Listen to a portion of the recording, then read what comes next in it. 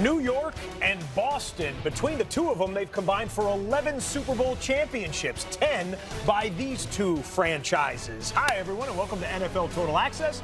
Lindsey Rhodes and Scott Hansen here on the day before New York and Boston kick off Week 6. As for who will play for New York, that's been the big question of the week, and Giants fans are not going to like the answer. It's going to be Daniel Jones making the trip to Foxborough without his top two pass catchers or running backs. Saquon Barkley officially ruled out. He's looked great this week, but they don't think that the ankle is ready just yet. Evan Ingram is also out. Sterling Shepard is out, and so is Wayne Gallman. So that's 65% of the Giants' offense so far this year not making the trip to Foxborough, where the league's #1 defense awaits on a wet field, according to Mike Giardi. Mother Nature not going to cooperate for the Patriots and Giants on Thursday night. It is already raining here in Foxborough and is going to rain through the entirety of the game. Wind gusts up to 30 miles an hour. But maybe that's a good thing for the Patriots. They got their run game going in the second half against the Washington Redskins last week and want to continue that with Sony Michel at tailback and a guy who was the 91st man on the roster when training camp started, fullback Jakob Johnson. The other side, we'll take a look at Daniel Jones. Can he handle the pressure that the Patriots are sure to bring?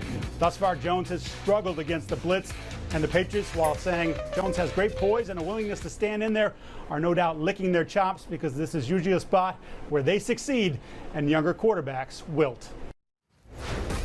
Yet usually succeed, a euphemism in this case for always beat. Brady and Belichick 7-0 against rookie quarterbacks since 2014. They are 11-0 against them all time at home. Point being, it's a tough matchup in the best of circumstances, and that is not what the Giants are dealing with this week. James Jones, interested to get your thoughts on the Patriots in just a second. First, though, Sean O'Hara, if you were the center for this New York Giants team, what would your approach be here? My approach would be run the football. Let's just run it and run it and run it again. For a number of reasons. Obviously, you're without some of your most explosive players, Lindsey, but I think when you have a rookie quarterback, the one thing I faced when I had a young Tim Couch in Cleveland and then a rookie quarterback in Eli Manning, JJ, you know this too. You see all the blitzes. You're going to see the defensive coordinator changing things up. Now, I will say that the Patriots play a lot of man coverage. So you might not see a whole lot of blitzes early on. They might just want to see how he handles it. But you're going to see a lot of different fronts. People try to play with these young quarterbacks' eyes. Daniel Jones, though, has done a great job, I think, of handling everything. He's handling everything at the line. He's handling everything in the pocket. He has done a great job of seeing things. We're seeing a lot of great throws right here. So I still feel like the Giants have a shot because Daniel Jones has shown that he can make a lot of really good throws from the pocket, even under duress, even though it's not exactly clean the way you draw it up. So I think the offense, the pressure is on them to try to keep up with Brady's offense. Obviously, you know he's going to score. So the challenge for them is take care of the football, take care of your quarterback. Talked about the blitz. Patriots opponents with a 44 passer rating against the blitz this year. That is the best in the league. They're the best in the league in just about everything. Their point differential, they're the best in the league. It's 121. Only team to outscore its first 5 opponents by more than that is the 99 Rams, who, of course, went on to win the Super Bowl.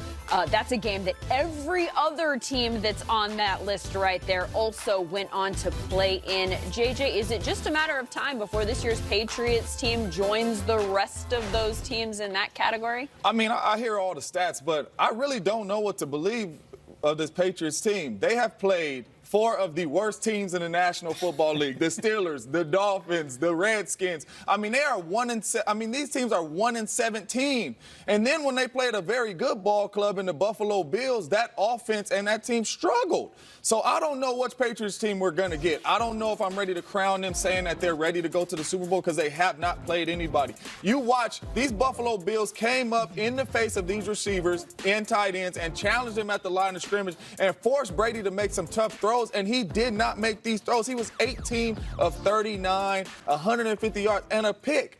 That is not Tom Brady-like. They are not running the football. They have to get back to running the football. But I don't know what to think of this Patriots team. They have not beaten anybody other than the Buffalo Bills. 1-17, 4 opponents, won 1 game. That is not good right there. And as you look at this, what they did against the Buffalo Bills right here, when you see this, I mean, look at the yards per game. It's a big difference. 416 total yards per game, 224 versus the Buffalo Bills. Bills And you defense could is for real. you could just look at that. They challenged them and they made it hard on them. So I'm not ready to crown the Patriots yet. They still have to show me once they start getting into the ladder of this schedule, playing these good ball clubs. They got to show me what they got. I'm with you, JJ. They haven't played a lot of great competition. The two areas that I have concern, Lindsey, with the Patriots is their offensive line. There's two positions right there that are struggling. Left tackle, obviously Marshall Newhouse is playing, and Ted Karras, the center, he has struggled a lot. So those are two areas on offense where you could try to attack them. Well, we'll see if they can do something to at least impress you a little bit more tomorrow night. It is the first game of Week 6 with 11 more coming up on Sunday, including a big one in Kansas City.